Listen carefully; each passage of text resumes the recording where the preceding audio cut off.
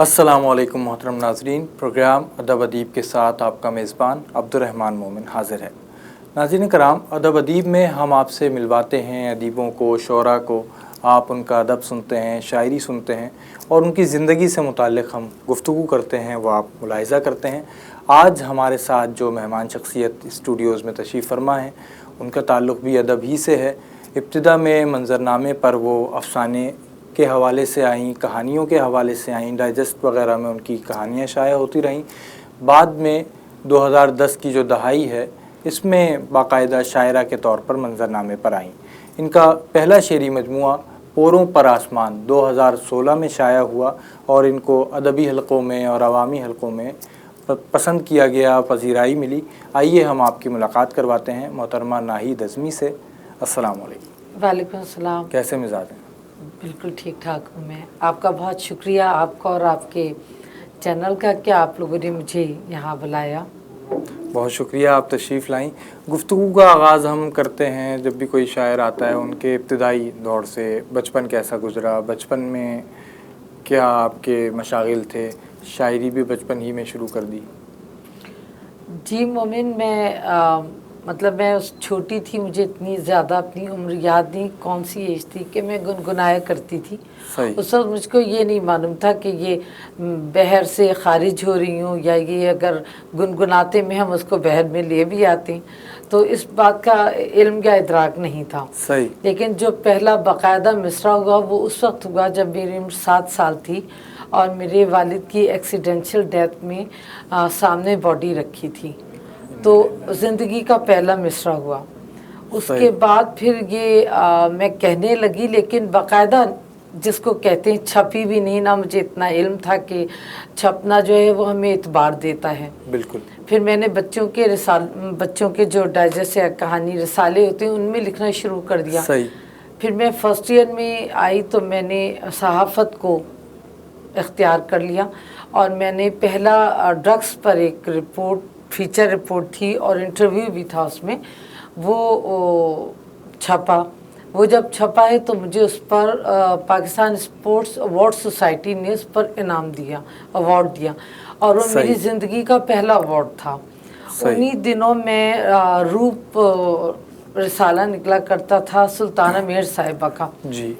वहाँ भी मैं सहाफ़त के हवाले से चली गई। सही। तो वहाँ उन्होंने मुझे सारा शगुफ्ता का एक इंटरव्यू था वो दिया और कहा कि आपको इसको स्टोरी बनाना है। सही। तो वो चूँकि लिखते हैं तो हमें कुछ नहीं पता कि क्या हमने बना दी, और मैं ये भी नहीं जानती थी सारे शगुफ्ता के हवाले से कि ये कौन है, क्या है।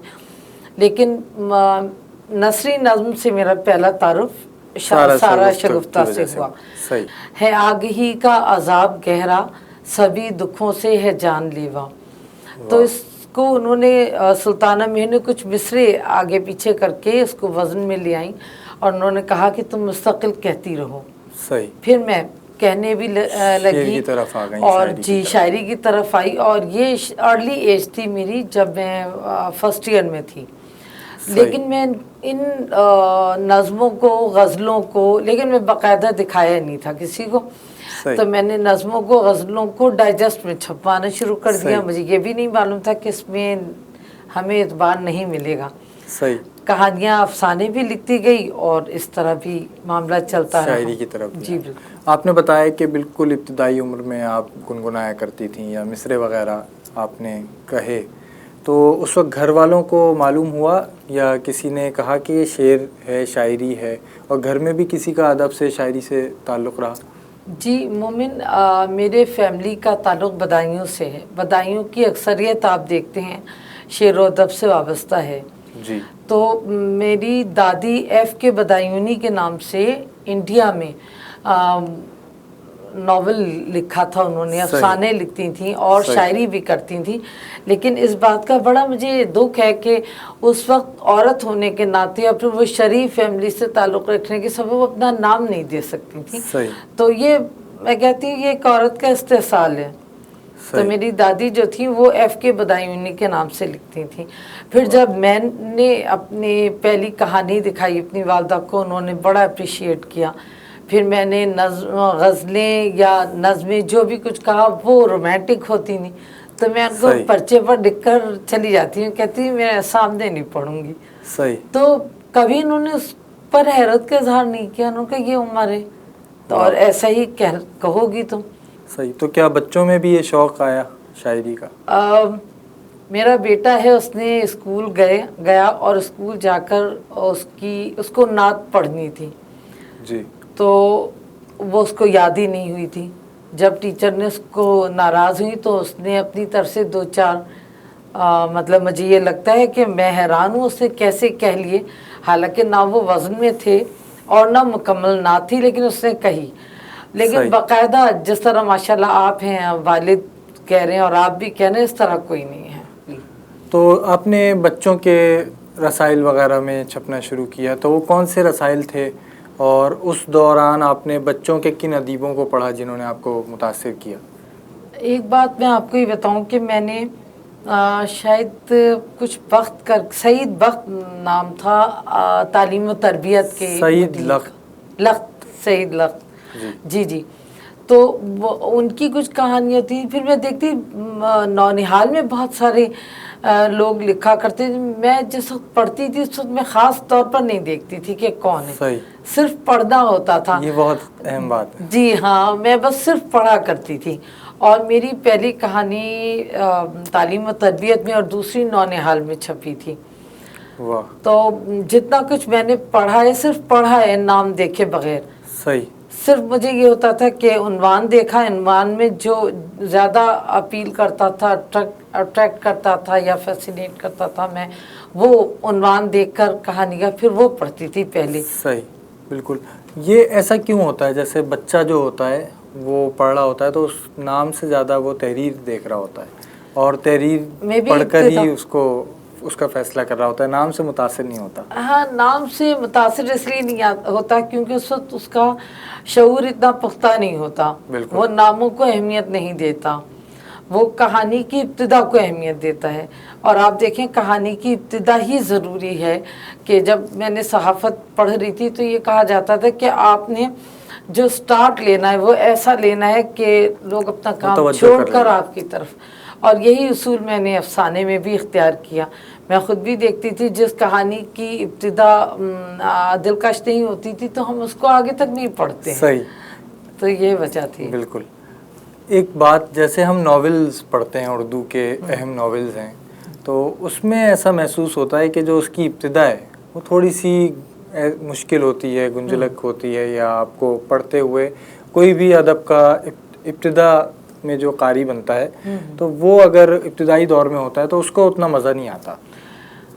جی ہاں, وہ ناول کی شاید زخیم ہونا ہی ناول کی یہ علامت ہے کہ وہ زخیم بھی ہو. تو یہ بات ہے کہ ناول کا اگر وہ سارا اٹریکشن ابتدا میں ڈال دیں گے تو ان کے ذہن میں یہ ہوتا ہے لکھنے والے کے کہ وہ پھر بیچ میں, درمیان میں, اینڈ میں کیا لائیں گے.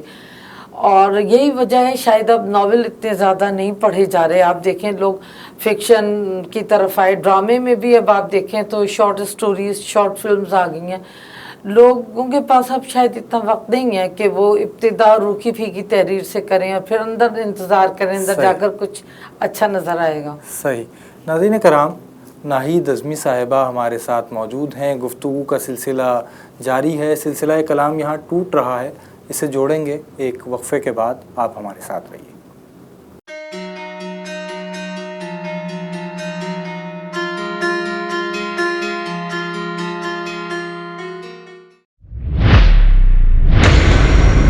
امریکی تاریخ میں ہوگا پہلی بار نیو جرسی کے یوگی بیرا اسٹیڈیم میں پاک بھارت کرکٹرز کے درمیان زبردست ٹاکرا. 13 ستمبر کو ہوگی امریکن پریمیئر لیگ کی افتتاحی تقریب. شائقین کے لیے ہوگا بالی ووڈ ڈانس, ڈرون شو اور آتش بازی کا شاندار مظاہرہ. گلوکار شیر جان جنون گروپ کے نغموں سے گرمائیں گے شائقین کا لہو. ٹکٹوں کی بکنگ تیزی سے جاری ہے. You guys need to come there and support the Pakistani team. American Premier League کی ویب سائٹ پر آج ہی اپنی ٹکٹ بک کروائیں یا پھر فون نمبر 9143401127 پر رابطہ کیجیے.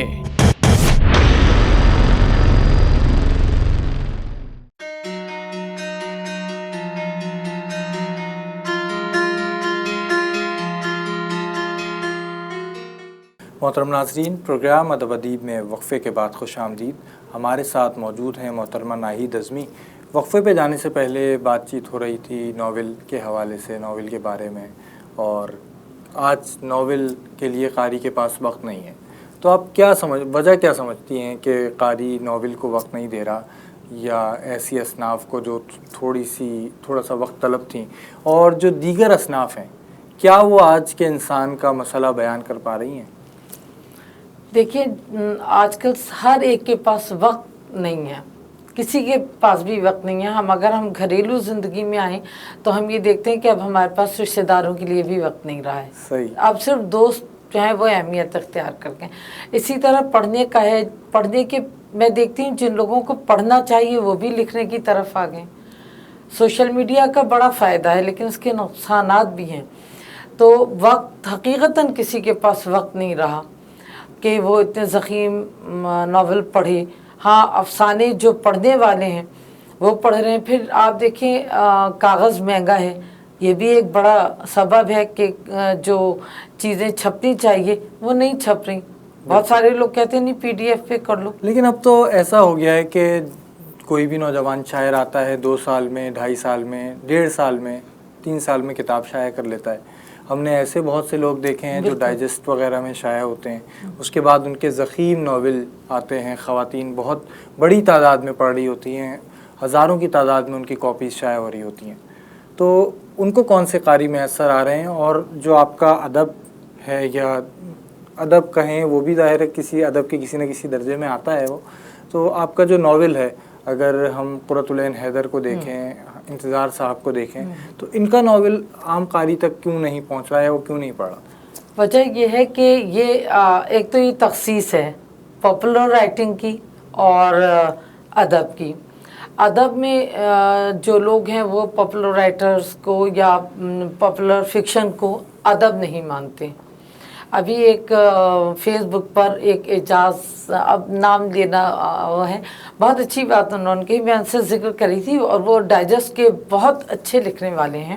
صحیح۔ میں نے ان سے یہی بات کی، میں نے کہا یہ بتائیے کہ ہم یعنی ڈائجسٹ لکھنے والے آپ دیکھیں بے تحاشا لکھ رہے ہیں اور پڑھے جا رہے ہیں۔ کیوں پڑھے جا رہے ہیں؟ وہ زیادہ تر انٹیریئر میں بہت پڑھا جا رہا ہے، اندرون صحیح، کہیں بھی، اندرون سندھ، اندرون پنجاب، یہ پڑھا جا رہا ہے۔ ادب ہر ایک کا مسئلہ بھی نہیں ہے، اور ادب ہر ایک تک پہنچ بھی نہیں رہا۔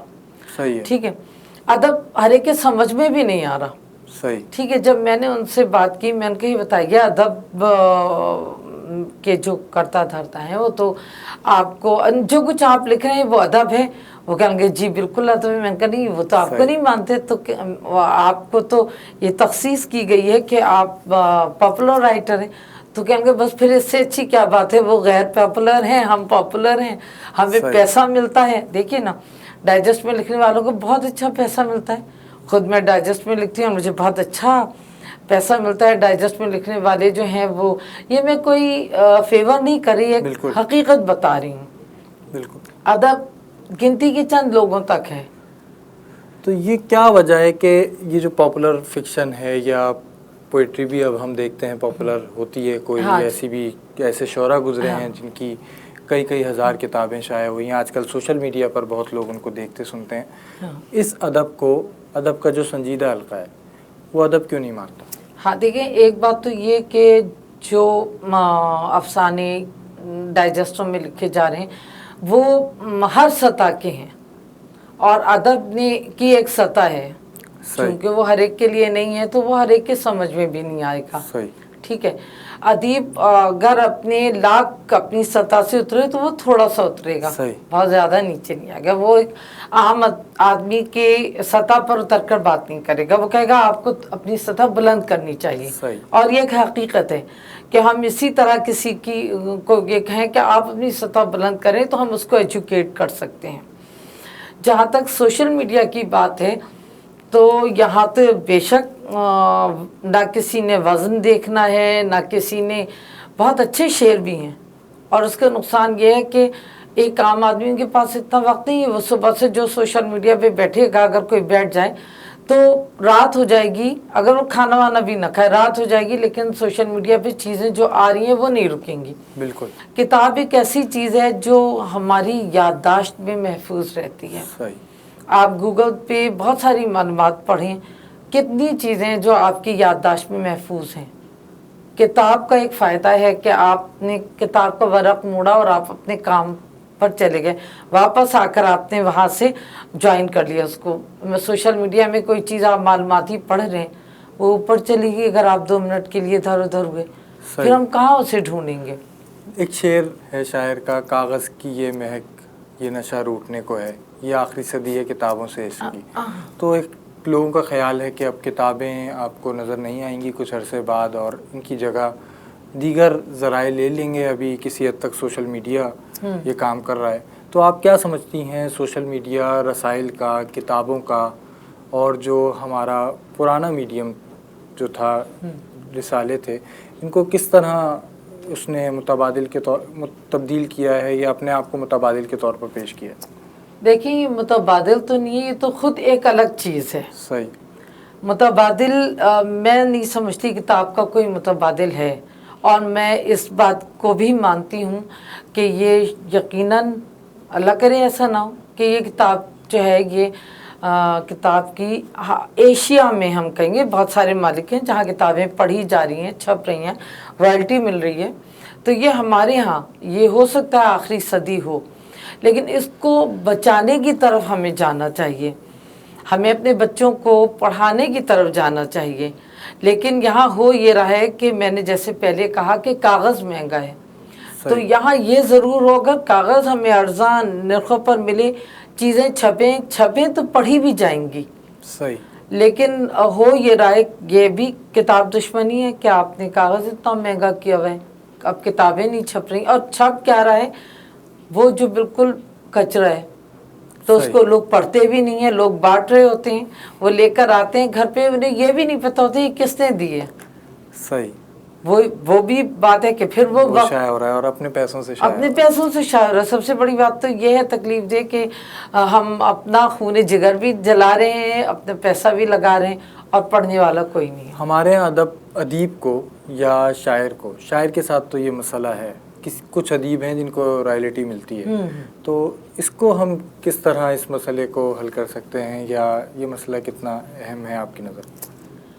دیکھیں ہمارے ہاں جو بڑے شاعر ہیں ان کو تو رائلٹی مل بھی جاتی ہے، یا یہ کہ جو ڈائجسٹ میں لکھ رہے ہیں انہیں تو ملتی ہے۔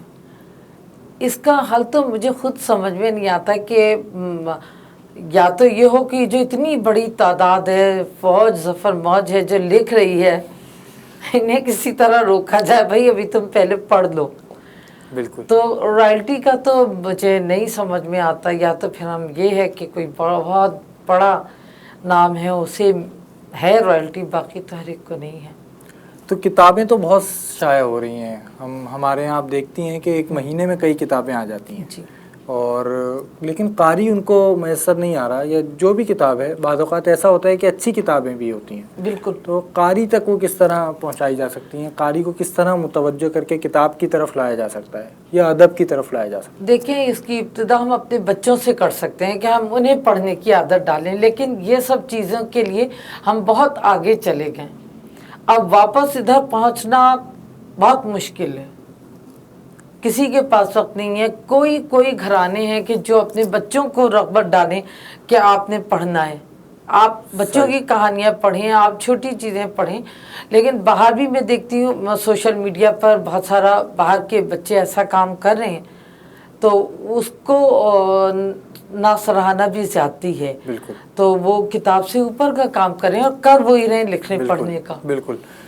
جیسے آپ ابھی کہہ رہی ہیں کہ وقت نہیں ہے، ابتدا میں بھی یہ آپ نے شکایت کی اور اظہار کیا اس بات کا کہ وقت نہیں ہے، تو اس کو کیوں نہیں ہے وقت، اور انسان ابھی کر کیا رہا ہے؟ وہ وقت اپنا صرف کہاں کر رہا ہے، کس تعمیری کام میں صرف کر رہا ہے؟ دیکھیں تعمیری کام کا جہاں تک بات ہے، میں جب معاشرے پر بحیثیت لکھاری نظر ڈالتی ہوں تو ہر شخص مصروف ہے۔ وہ کہاں مصروف ہے؟ ہر شخص کی اپنی گیدرنگ ہے، وہ وہاں مصروف ہے۔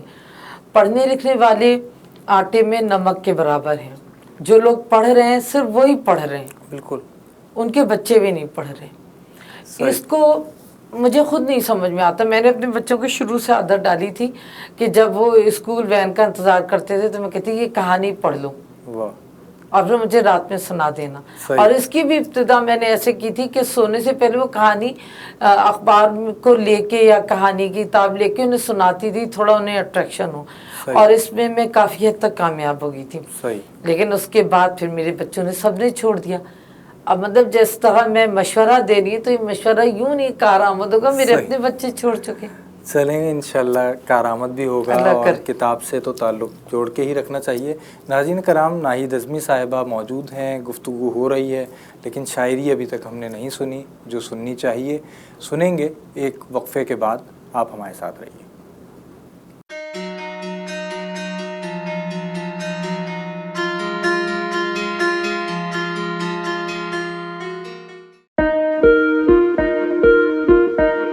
کیا آپ امیگریشن کی راہ میں حائل رکاوٹ سے پریشان ہیں اور آپ کو خاندان کے افراد کی امریکہ میں مستقل سکونت کے لیے مشکلات کا سامنا ہے تو ہم بنیں گے آپ کے مددگار. آپ امریکہ کی کسی بھی ریاست یا شہر میں رہتے ہیں, ہم کریں گے آپ کی قانونی معاونت. امیگریشن کے معاملات کے لیے ہمارے پاس موجود ہے ماہر وکلاء کی ٹیم.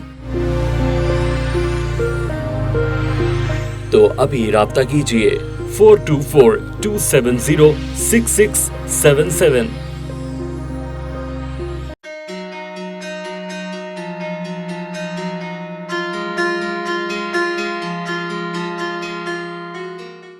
ناظرین کرام, پروگرام ادب ادیب میں وقفے کے بعد خوش آمدید. ہمارے ساتھ موجود ہیں ناہید اعظمی صاحبہ جو شاعرہ ہیں. آئیے, گفتگو تو ہو رہی ہے اور مزید بھی ہوگی. کچھ شاعری کی طرف بڑھتے ہیں, کچھ شاعری سنتے ہیں آپ سے. میری غزلوں کا ہر قافیہ مسترد. واہ. میری غزلوں کا ہر قافیہ مسترد, آپ ہوں سامنے آئینہ مسترد. واہ. جان بچ جائے تو حادثہ مسترد. واہ. سر کو چلتی ہوا کا نشہ مسترد. واہ. شاعری وائری دیکھتا کون ہے, شاعری وائری دیکھتا کون ہے, حسن جب تک نہ ہو شاعرہ مسترد. واہ. تو میرے ساتھ ہو اور دنیا بھی ہو. واہ. تو میرے ساتھ ہو اور دنیا بھی ہو, اس مثلث کا ایک زاویہ مسترد. واہ. زندگی لاکھ قدموں میں پڑتی رہی. واہ. زندگی لاکھ قدموں میں پڑتی رہی, کر دیا اس کا ہر فیصلہ مسترد. واہ. تجھ پہ میرا یقین اس قدر ہے اٹل, ذہن و دل کا ہر ایک وسوسہ مسترد. واہ. اور شعر ہے, ہم تیرے غم کی تلخی سے ہیں آشنا. واہ. ہم تیرے غم کی تلخی سے ہیں آشنا, اب نیا کوئی بھی ذائقہ مسترد. واہ. رب اکبر کا ہر فیصلہ دل کشا. رب اکبر کا ہر فیصلہ دل کشا, جا نجومی تیرا ذائچہ مسترد. واہ. کیا کہنے. میری غزلوں کا ہر قافیہ مسترد, آپ ہوں سامنے آئینہ مسترد. کیا کہنے. بہت شکریہ. کوئی نظم بھی سنائیں. اچھا, یہ میں نے مطلب 3-4 دن ہوئے ہیں, بالکل تازہ ہے. ضرور. ہر نئے دن نیا واقعہ رونما, ہر نئے دن نیا واقعہ رونما, رونما ایک نیا حادثہ رونما. واہ. نرگسی سوچ کا زاویہ رونما, وحشتوں سے بھرا سانحہ رونما. آئینے کا یہاں کوئی چہرہ نہیں, خواہشوں پر مقدر کا پہرا نہیں. واہ. آئینے کا یہاں کوئی چہرہ نہیں, خواہشوں پر مقدر کا پہرا نہیں. تم ہو کسبی نسب تم کو معلوم ہے, اس لقب کا سبب تم کو معلوم ہے. اپنی بیٹی کو بیٹی سمجھتے ہو بس, اپنی بیٹی کو بیٹی سمجھتے ہو بس, دوسروں کی جو بیٹی ہے بیٹی نہیں. ایک عورت ہی کیوں تم کو مطلوب ہے, وہ فقط جسم ہے اس لیے خوب ہے. صرف اندھیرا ہی بدنام کیوں ہے بھلا, صرف اندھیرا ہی بدنام کیوں ہے بھلا. کچھ اجالے بھی ذلت کا باعث بنے, کچھ ستمگر تو ایسے بھی ہیں جن کو ہم, کچھ ستمگر تو ایسے بھی ہیں جن کو ہم رہنما جانتے مانتے تھے کبھی. کس کو حاصل تقدس کی معراج ہے, بھیڑیوں کا یہاں ہر طرف راج ہے. کس کو حاصل تقدس کی معراج ہے, بھیڑیوں کا یہاں ہر طرف راج ہے. بے حسو آگہی کا علم ہے کہاں, بے حسو آگہی کا علم ہے کہاں, وہ جو دل میں چھپا تھا ستم ہے کہاں. بنت آدم کے لٹنے کا غم کیوں نہیں, بنت آدم کے لٹنے کا غم کیوں نہیں, غم ہے دل میں تو آنکھوں میں نم کیوں نہیں. ایسے دل کا دھڑکنا نہیں, جھوٹ کے کھیل میں سچ کا حصہ نہیں.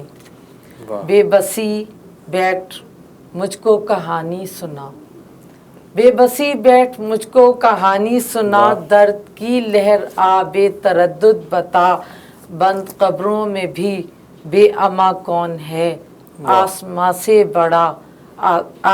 سے بڑا صاحباں کون ہے, آگ کے کھیل کا سرغنہ کون ہے. واہ کیا کہنے, بہت خوب. بہت شکریہ. آپ غزل بھی آپ نے سنائی, نظم بھی آپ نے سنائی, آپ نثر بھی لکھتی ہیں. اظہار کے لیے آپ نے موضوع صنف کس کو پایا؟ دیکھیں بعض اوقات یہ ہوتا ہے کہ مجھے مرغوب تو غزل ہے, لیکن غزل ہمارے خیال کو متاثر کرتی ہے, ردیف, قافیے کی پابندی, اوزان وغیرہ. جب میں ایک خیال آتا ہے اور میں اسے غزل میں نہیں کہہ پاتی تو پھر میں نظم کی طرف آتی ہوں. نظم بھی میں پابند کہتی ہوں, تو اس میں بھی کہیں نہ کہیں اگر مسئلہ ہو جاتا ہے تو پھر میں افسانے کی طرف آتی ہوں. افسانہ اتنا کھلا میدان ہے کہ اس میں کوئی پابندی نہیں ہے, میں جو چیز جس طرح کہنا چاہتی ہوں, خیال بھی متاثر نہیں ہوتا, میں اس کو بیان کر دیتی ہوں. صحیح. اور صحافت سے آپ کا تعلق رہا ابتدا میں, پھر وہ تعلق کب تک جاری رہا, کب ٹوٹ گیا؟ یہ شادی کے بعد ٹوٹ گیا, کیونکہ مجھے فیلڈ ورک زیادہ پسند تھا. میں نے زیادہ تر کرائم سٹوریز لکھی, میں نے پولیٹیشینس کے اور جو شوبز کے افراد ہیں ان کے انٹرویوز کیے. مجھے انٹرویوز بہت اچھے لگتے تھے. کمال احمد رضوی کا, بلقیس ایدھی کا. اور مزے کی بات بتاؤں, ایدھی اور بلقیس ایدھی کا جب میں نے انٹرویو کیا, ان کی بیٹی کبرا ایدھی ہوتی ہیں, لوگ ان سے واقف نہیں ہیں, صرف مجھے اجازت ملی تھی ان سے انٹرویو کی. اور آپ دیکھیں ان کا آپ کو کہیں کوئی انٹرویو نظر نہیں آئے گا. بالکل نہیں. تو میں کہتی ہوں یہ میرا اعزاز تھا, یہ میرا فخر تھا کہ میں نے ان کا بھی انٹرویو کیا. اور شوبز کے میں پولیٹیشین میں نے یہ عظیم احمد طارق کا کیا, این ڈی خان کا کیا, کافی لوگوں کا کیا. اس وقت میں کافی کم عمر تھی. صحیح. لیکن پھر وہ شوہر نے اس پر پابندی لگا دی. پھر اس کے بعد اب وہ صحافت کا سلسلہ رک گیا ہے؟ جی, پھر وہ رک بھی گیا, پھر وہ ختم بھی ہو گیا. اور کالم وغیرہ لکھنا میں اس لحاظ سے صحافت نہیں کچھ سمجھتی کہ میں فیلڈ میں نہیں ہوں. مجھے فیلڈ ورک ہی اچھا لگتا تھا. اور یہ شوق شاید مجھے اپنے والد سے آئے. میرے والد ڈان میں باقاعدہ کالم لکھتے تھے. میں نے تو نہیں پڑھی کیونکہ میں 7 سال کی تھی جب ان کا انتقال ہوا. بہت اچھا لگا آپ سے گفتگو کر کے, اور وقت گزرنے کا اندازہ نہیں ہوا. بالکل ہم آخری لمحات میں ہیں پروگرام کے. کوئی پیغام ہمارے ناظرین کو دیجیے. میں پیغام تو یہی دوں گی کہ آپ خود بھی صرف سوشل میڈیا تک ہو کر نہ رہ جائیں. آپ کے پاس کوئی پرانی کتاب ہے, آپ اسے پڑھیں, اور خاص طور پر اپنے بچوں کو اس طرف لائیں, ان کو پڑھنے کی طرف راغب کرنی. دیکھیں ہم صرف پڑھ ہی لیتے ہیں تو پھر ہم ایک بہت اچھے انسان بن جائیں. اور کوشش یہ بھی کریں, جیسے میں نے اپنی کتاب میں بھی لکھا, کہ صرف ہمیں عورت کو بھی مضبوط کرنا, مرد تو ہے ہی مضبوط. ہمارے یہاں خواتین کی کثرت ہے لیکن مین ڈومینیشن ہے معاشرے میں. تو ہم اگر اپنے لڑکوں کو پہلے تربیت دیں, لڑکوں کو یہ تربیت دیں کہ آپ نے جو احترام ہمیں دینا ہے وہی احترام آپ نے باہر دینا ہے, تو شاید ایک اچھا معاشرہ وجود میں آ جائے. بہت شکریہ آپ کا تشریف لائیں. ناظرین کرام، آج آپ نے ملاقات کی محترمہ ناہید اعظمی صاحبہ سے۔ ان کا کہنا ہے کہ آپ کتاب سے تعلق جوڑیں، مطالعے کی عادت اپنائیں اور مطالعہ ہی آپ کو زندگی کا ڈھنگ سکھاتا ہے۔ اس امید اور دعا کے ساتھ کہ ادب اور ادیب ترقی کرتے رہیں، آپ کا میزبان عبد الرحمن مومن آپ سے اجازت چاہتا ہے۔ اللہ حافظ۔